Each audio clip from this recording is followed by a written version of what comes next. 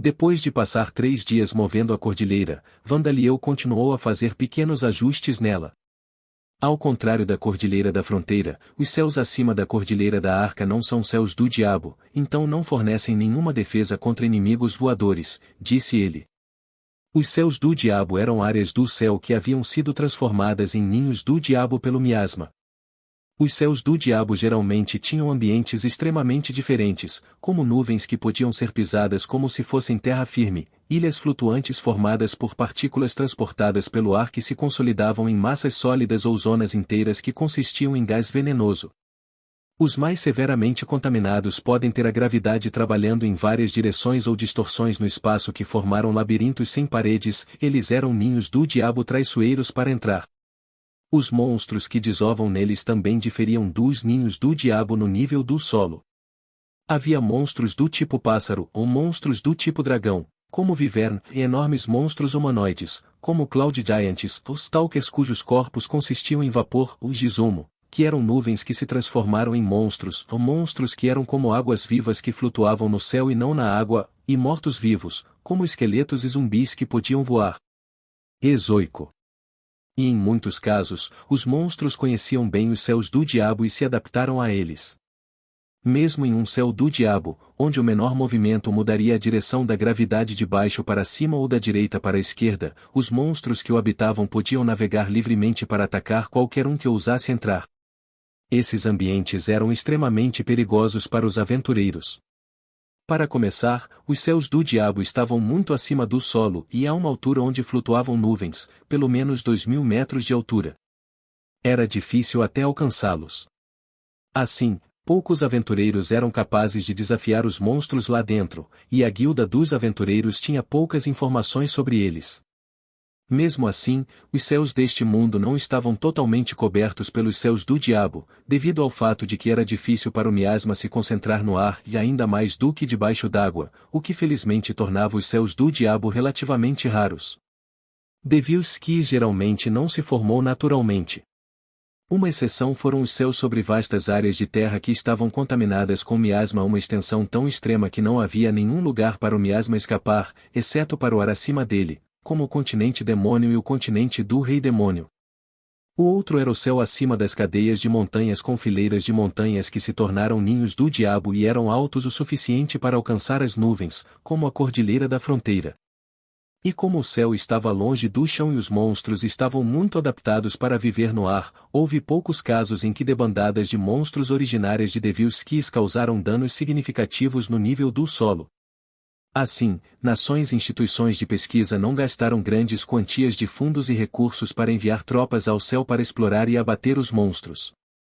Apenas um punhado de aventureiros imprudentes em busca de fama ou aventura ousou se aventurar neles, e esse sempre foi o caso na sociedade humana por dezenas de milhares de anos. No continente demoníaco, a gigante lunar Deiana liderou voluntários para caçar nos céus do diabo porque era mais fácil obter comida deles do que no chão. Teria sido muito mais fácil se os céus do diabo se movessem com a cordilheira, lamentou Sam. De fato, os céus do diabo que estavam acima da parte da Cordilheira da Fronteira que agora era a Cordilheira da Arca permaneceram em suas posições originais. Isso não poderia ser evitado, já que a Cordilheira e o céu eram entidades separadas.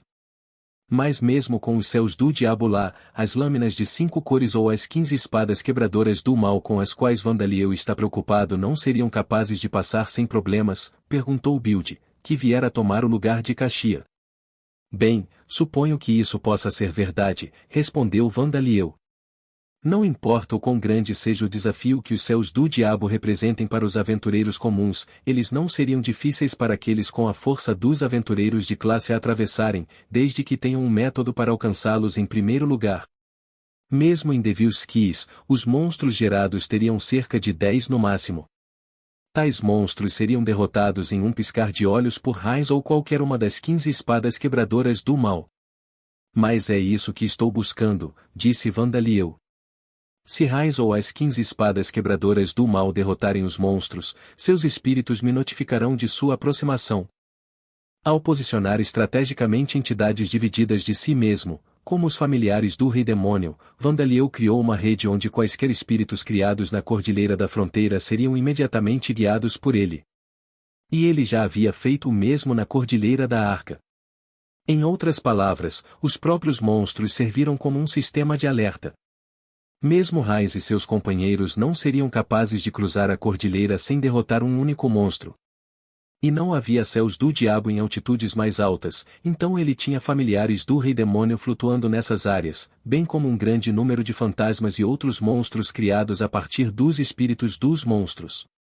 Ele havia desistido de transformar os céus acima da cordilheira da Arca em céus do diabo através de métodos como usar os olhos demoníacos do rei demônio, pois descobriu que isso levaria muito tempo. Então e se eles invadirem destruindo a própria cordilheira? Build perguntou. Se eles fizerem algo tão chamativo quanto destruir a cordilheira, isso por si só servirá como um aviso. Para começar, transformei a própria cordilheira em golems, e dividir, quebrar ou criar um buraco na cordilheira acabaria matando muitos monstros de qualquer maneira, então acho que definitivamente notaríamos, explicou Vandaliel. Raiz e seus companheiros, ou os indivíduos mais fortes entre as 15 espadas quebradoras do mal, provavelmente seriam capazes de destruir montanhas. Mas isso não significava que eles poderiam fazê-lo com facilidade. Eles teriam que usar habilidades como um descida espiritual familiar e ultrapassar limites e gastar uma quantidade considerável de resistência e mana para realizar a façanha. A própria cordilheira havia sido transformada em golems, para que eles pudessem sentir os preparativos que estavam sendo feitos para realizar o ato de destruir uma montanha. E se eles tentarem invadir viajando pelo espaço por meio de algo como teletransporte, temos Gufadgar. Não há humano que seja tão capaz quanto ela quando se trata de magia de atributo espacial, acrescentou Vandaliel. Certamente atenderei às expectativas do grande Vandaliel, disse Gufadgar. Mesmo que o inimigo tentasse invadir através de métodos como o teletransporte, fazê-lo enquanto evitava o olhar de Gufadgar, o deus maligno dos labirintos, seria incrivelmente difícil. No mínimo, não havia deus de atributo espacial mais poderoso do que ela entre os deuses do lado de Alda. Ezoico. Então está tudo bem? Perguntou Palvina. Sim, está tudo bem, Palvina, Vandaliel a tranquilizou. Com isso dito, não temos muitas precauções contra um ataque surpresa em grande escala. Por que não? Questionou Juliana, que havia sido a líder de um batalhão de cavaleiros em sua vida anterior. Mesmo que seu nome tenha mudado, o inimigo ainda é o Império Midi. Acredito que não devemos baixar a guarda. Em sua vida anterior, ela havia sido a filha mais nova da casa Alcrin e recebeu um alto nível de educação porque ela havia aprendido sobre a história da guerra entre a nação inimiga e a sua. Mas havia uma diferença muito grande entre a história que Juliana aprenderá e a situação dos dias atuais. A razão para isso é porque a santa nação de Amid está tentando acabar com minha vida, disse Vandaliel. Eles não estão buscando realizações militares, terras, tesouros ou prisioneiros para exigir um resgate. Não foram as pessoas que se mudaram para Amid agora, mas Alda, o deus da lei e do destino. Alda era um deus, ao contrário dos mortais, ele não dava nenhum valor à política ou aos interesses comuns entre as pessoas, nem se importava com as perdas que a nação sofreria ou com os lucros que a nação obteria como resultado da guerra. Claro, o povo da nação sagrada de Amid provavelmente ainda buscará essas coisas, e tenho certeza de que o império demoníaco governado por mim e o rei Norbalme como é agora são obstáculos para Alda, então nossas nações provavelmente se tornarão alvos de ataque, disse Vandaliel. Mas se eles não puderem me matar, nada será uma vitória para Alda. O que moveu a nação sagrada de Amid foi o objetivo de matar Vandaliel. Assim, era difícil imaginar que eles tentariam um ataque surpresa para infligir grandes danos ao Império Demoníaco de Vidal antes que ele pudesse ser detectado por Vandaliel. Ezoico. Tal ataque poderia ter sucesso em desbastar algumas das forças de combate do lado de Vandaliel, mas não seria um golpe decisivo. E incorreria em perdas do seu próprio lado antes mesmo de a luta contra Vandaliel começar. As lâminas de 5 cores e os membros das 15 espadas quebradoras do mal eram capazes de dividir montanhas, mas até mesmo sua resistência, força de vontade e mana tinham limites. Eles também não tinham maneiras de reabastecer rapidamente sua mana como Vandaliel. Eles certamente evitariam tentar alcançar seu objetivo principal, matar Vandaliel, em um estado tão exausto. Com isso dito, nada poderia ser dito com certeza. As forças de Alda, e ou melhor, a santa nação de Amid, não teve muito tempo. No entanto, Vandaliel tinha preparativos em vigor. Um deles estava concedendo sua proteção divina aos guerreiros das nações dentro da Cordilheira da Fronteira além de Talosheim, como a nação dos Altos Goblins e a nação dos Altos Kobold, e fazendo com que eles adquirissem a habilidade ou queda demoníaca do espírito familiar. Ao fazer isso, mesmo que essas nações sofressem um ataque surpresa da nação sagrada de Amid sem aviso prévio, as notícias chegariam a Vandaliel, desde que um único de seus guerreiros ativasse com sucesso a queda demoníaca do espírito familiar, embora não fosse tão importante como um método de enviar informações para Vandaliel, já que já havia familiares do Rei Demônio em todas as nações. No entanto, também aumentou diretamente as capacidades de cada nação para se defender. Então eu tenho outra pergunta. Por que você está bebendo o sangue de Build, mas não o nosso? Juliana exigiu. Ela está certa, Van. Até Roven-san veio aqui preparado, disse Palvina. Não, por favor, não me dê atenção, disse Roven. Na verdade, não foi apenas Build que veio para a carruagem de Sam e já havia Juliana, Palvina e, por algum motivo, Roven também e a espadachim feminina da nação draconida. E, no entanto, Vandaliel só havia sugado o sangue de Build até agora. No entanto, não era que ele hesitasse em sugar o sangue de Palvina, que era como uma irmã mais nova para ele, ou Juliana, que era como uma irmã mais nova de Palvina, ou Roven, a quem ele conhecia, mas não mais do que amigos. Isso é simplesmente porque eu quase não usei mana, disse Vandaliel. Tudo o que estou fazendo agora são pequenos ajustes, afinal. Era uma questão de necessidade. Ele havia completado a maior parte da tarefa logo após sugar o sangue de Build, então não havia razão para sugar o sangue de Juliana e dos outros. Vandaliel até sugou o sangue de Darcia, sua própria mãe, então não hesitou em sugar o sangue de seus parentes.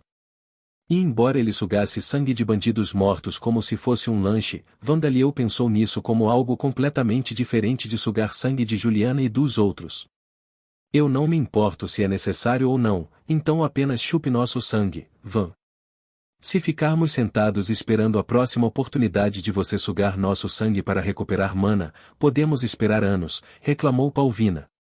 Se você está preocupado com o nosso bem-estar físico, não há necessidade disso. Nossos corpos já são de adultos, disse Juliana, jogando o peito largo para fora com orgulho. Palvina imitou, fazendo a mesma pose. Isso é fácil de ver. Estou realmente feliz em ver como vocês dois cresceram, disse Vandaliel, balançando a cabeça seriamente enquanto olhava para Palvina e Juliana, vestidas casualmente. Palvina não tinha nascido quando Vandaliel chegou a Talosheim, e Juliana tinha acabado de reencarnar há cerca de 2 anos. Palvina era maior que Vandaliel desde os 4 meses de idade, e Juliana também crescia em ritmo acelerado. Agora, Palvina tinha a aparência de uma menina de 15 anos, exceto que ela tinha 3 metros de altura e Juliana era uma criança de 2 metros de altura. Ezoico. Qualquer um que não conhecesse as circunstâncias nunca acreditaria que Vandaliel era mais velho do que eles. E nesse ritmo, Roven-san. Disse Juliana. Não, sério, por favor, não se preocupe comigo.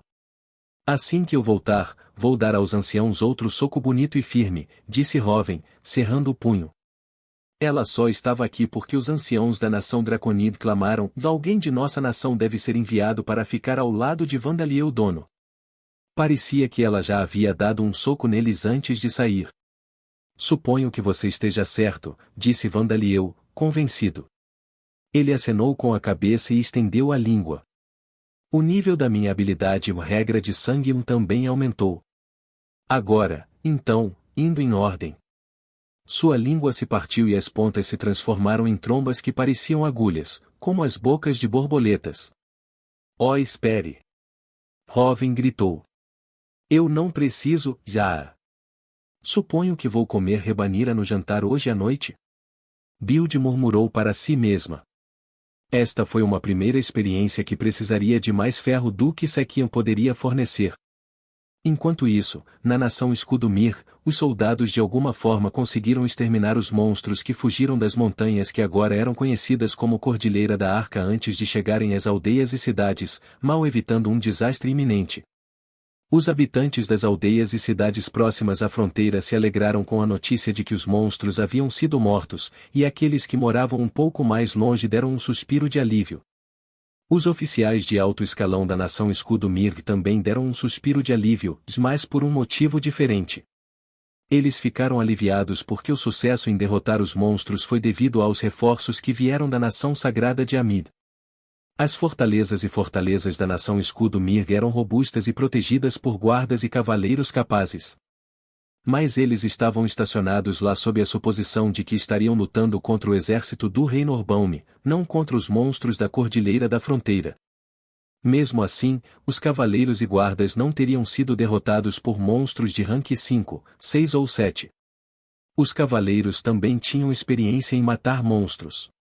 Quando o Ducado de Alcrin descobriu que os dragões menores eram relativamente fáceis de domar, eles estavam treinando mais e mais cavaleiros dragões, e a nação Escudo Mirg havia treinado seus próprios cavaleiros dragões que montavam Vivern.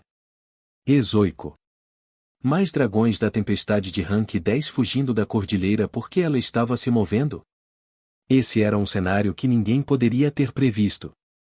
Esses monstros tinham escamas mais duras do que a obsidiana revestindo suas barrigas, que eram consideradas um ponto fraco para muitas outras espécies de dragão, e seus ataques de respiração eram tempestades que poderiam enviar um viver voando como uma folha ao vento apenas roçando-o. Eles eram considerados entre os tipos mais poderosos de dragão. Mas enquanto os homens se envolviam nessa batalha desesperada para defender as fortalezas desses dragões da tempestade, heróis da nação sagrada de Amid chegaram. Em um piscar de olhos, esses heróis que possuíam proteções divinas concedidas a eles pelos deuses mataram os dragões da tempestade contra os quais mesmo o cavaleiro dragão mais experiente não teria chance, e eles varreram o campo de batalha dos outros monstros também. Graças a eles, os danos às fortalezas e fortalezas foram reduzidos ao mínimo e a destruição das cidades e vilas foi evitada. Mas, ao mesmo tempo, ficou muito claro o quão grandes eram as forças da Santa Nação de Amid.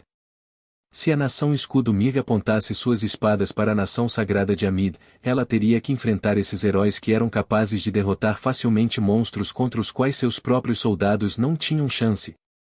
Alguns dos oficiais de alto escalão da nação Escudo Mirg acreditavam que a nação sagrada de Amid entraria em colapso em um futuro próximo, e estavam tramando a independência da nação Escudo Mirg de seu estado suzerano.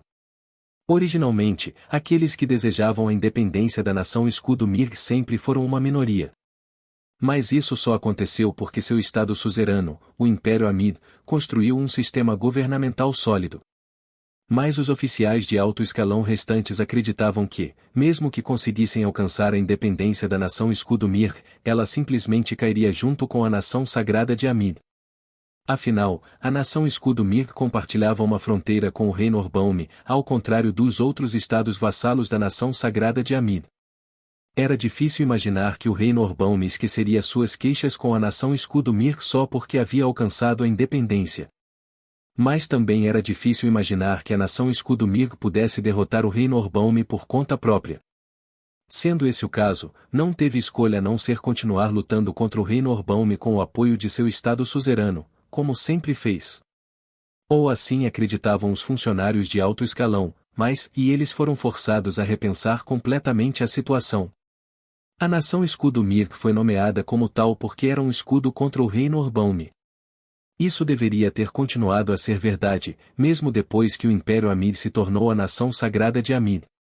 Era para ter sido verdade até o dia em que a nação sagrada de Amid capturou o rei Norbaum e alcançou seu objetivo de unificar o continente Bangaia. Mas esse futuro desmoronou com o evento surpreendente que foi o movimento da Cordilheira. Este evento resolveu um dos principais argumentos dos apoiadores da independência, que o Estado suzerano da nação Escudo Mirg apenas o usava como um escudo conveniente enquanto colhia todos os benefícios da segurança. Afinal, a nação Escudo Mirg não funcionaria mais como um Estado contra o rei Norbaum, a menos que a Cordilheira se movesse novamente. Mas, ao mesmo tempo, a razão de existir como um estado vassalo também havia sido perdida. Para começar, era possível continuar mantendo um estado de guerra contra o reino de Orbaum? E quanto aos custos de manutenção das fortalezas e fortalezas? Precisaria se converter em um estado agrícola? Ou a nação simplesmente se dissolveria completamente? Não havia fim para perguntas como essas, mas de acordo com os heróis, parecia que a nação sagrada de Amir não tinha intenção de forçar a nação Escudo Mirg a nada. Tudo o que pedia em troca era fé. Isso por si só fez com que os oficiais de alto escalão da nação Escudo Mirg se preocupassem com o futuro da nação sagrada de Amid, mas eles decidiram observar a situação por enquanto. As coisas mudaram muito em um período muito curto de tempo. Eles estavam apreensivos em tomar a decisão agora, a decisão de se orientar para a obediência ou para a independência. Mais importante ainda, aquele grotesco dragão ancião e enorme centopeia voando sobre a cordilheira em movimento, e eles servem ao imperador do Império Demoníaco de Vidal ou quem quer que ele seja. Isso é para proteger a nação deles, disse o rei da nação Escudo Mirg. Claro, ele não acreditava que se sua nação cortasse os laços com a nação sagrada de Amir e se rendesse ao Império Demoníaco de Vidal, não teria que lutar contra Vandaliel. Havia rancores profundos entre a nação Escudo Mirg e o reino Orbaumi e particularmente o ducado de Sauron. E 200 anos atrás, foi a nação Escudo Mirg que invadiu e destruiu Talosheim. E, mais recentemente, invadiu Talosheim pela segunda vez. Essa invasão ocorreu sob as ordens da nação sagrada de Amid, tornando impossível para a nação Escudo Mirg recusar, mas não se podia negar que os oficiais de alto escalão da época eram a favor dela. E os oficiais da nação Escudo Mirg tinham uma vaga suspeita de que o imperador do Império Demoníaco de Vidal era o Dhampir de quem rumores haviam sido sussurrados naquela época e aquele que liderou os Goa'uld sobre a cordilheira da fronteira e escapou para Talosheim. Nenhuma única pessoa havia voltado viva daquela invasão, então não havia informações certas. Mas eles não conseguiram parar de imaginar o pior cenário. Se eles estivessem na posição do Duque Sauron ou do Imperador do Império Demoníaco de Vidal, eles nunca esqueceriam sua animosidade. Se eles se rendessem, essa rendição nunca seria aceita, ou mesmo que fosse, seria em condições piores do que serem completamente pisoteados. Era nisso que eles acreditavam, e era por isso que não tinham intenção de se render. Eles avaliavam as coisas por seus próprios padrões falhos. Era uma maneira muito humana de pensar. E os oficiais de alto escalão da nação Escudo Mirg não sabiam que os indivíduos excepcionais entre seus soldados e aventureiros estavam recebendo proteções divinas dos deuses um após o outro e jurando lealdade não à sua própria nação, mas à nação sagrada de Amid. Em seu reino divino, Rodkort estava concedendo sua proteção divina aos novos heróis em potencial, um após o outro. Ao lado dele estava Alda, segurando uma de suas estacas. Isso mesmo. Você só precisa fazer o que lhe é dito, disse Alda ameaçadoramente. A fim de reforçar suas próprias forças, ele removeu algumas das grandes estacas com as quais havia empalado Rodkort, apenas o suficiente para mal permitir que ele se movesse, e então ordenou que ele concedesse às pessoas sua bênção divina, sob a ameaça de que ele iria empalá-lo com mais estacas se ele recusasse. Espere, Rodkort gemeu. Não me lembro de lhe ter dado permissão para falar, disse Alda, enfiando a ponta da estaca em sua mão direto na testa de Rodkort. Ezoico. O reino divino de Rodkort estava cheio de seu grito ecoante, que soava como o grito de alguém morrendo. Mas Alda não percebeu, torcendo e cravando a estaca mais fundo em sua testa. Não tenho dúvidas de que você está conspirando para me enganar e fazer algo que não é bom, mas não vou deixar. A única coisa que você tem permissão para fazer é ouvir e obedecer às minhas palavras. Não faça ou diga mais nada. Não serei enganada novamente, disse Alda. Ele não pretendia permitir que Rodkort falasse, não importa o que acontecesse, não importava se era para tentar lisonjeá-lo ou amaldiçoá-lo. Se ele não permitisse que Rodkort fizesse nada, Rodkort seria incapaz de enganá-lo ou conceber mais conspirações imprudentes. Eu fechei a entrada do meu reino divino que estava no meu calabouço no Ducado de Farzon. Não há chance de Vandaliel ser capaz de invadir meu reino divino, pensou Alda. Mas suponho que eu deveria fazer com que alguns dos outros deuses criassem masmorras das provações na nação sagrada de Amid. Não importa quantas proteções divinas concedamos para elevar o potencial dos indivíduos, não adianta se eles não ganharem nenhuma experiência. Alheia ao fato de que os espíritos familiares de Rodkort estavam fazendo seus próprios movimentos, Alda continuou por um caminho que só ele podia ver, o caminho para seu mundo ideal imaginado. Tendo terminado de fazer os ajustes finais na cordilheira da Arca, Vandalieu estava agora participando da cerimônia de coroação de Elizabeth. A construção de igrejas e uma cidade de águas termais era uma política do Ducado de Sauron. Vandalieu era, pelo menos no papel, ou nada mais do que um defensor dessa política, ou nada poderia começar até que Elizabeth se tornasse duquesa.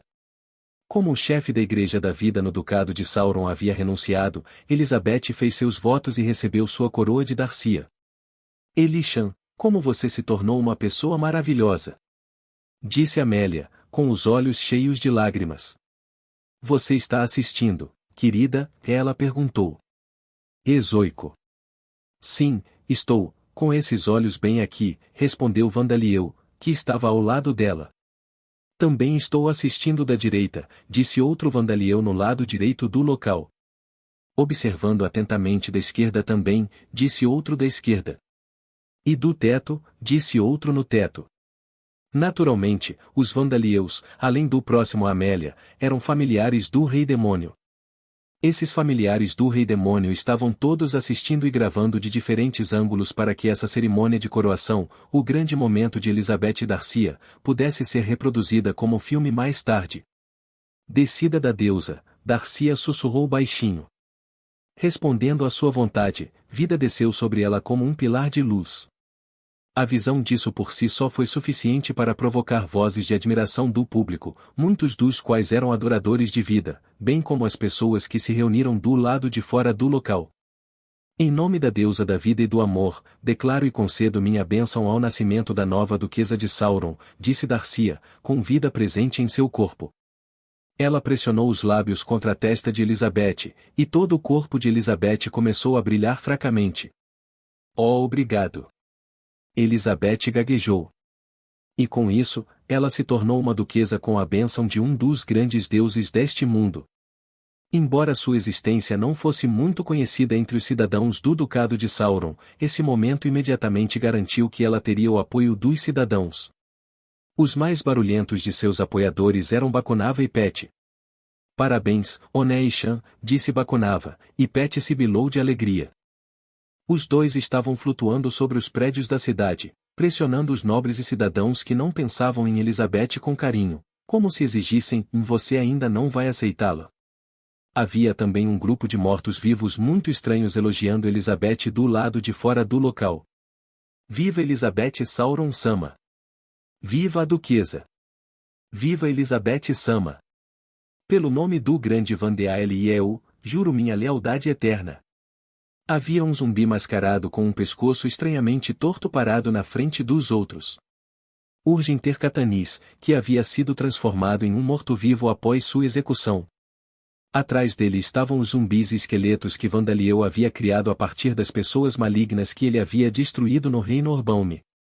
Embora bandidos ou bandidos não tivessem esse uso para essas pessoas, as organizações criminosas precisavam de membros que pudessem cuidar da contabilidade e da papelada.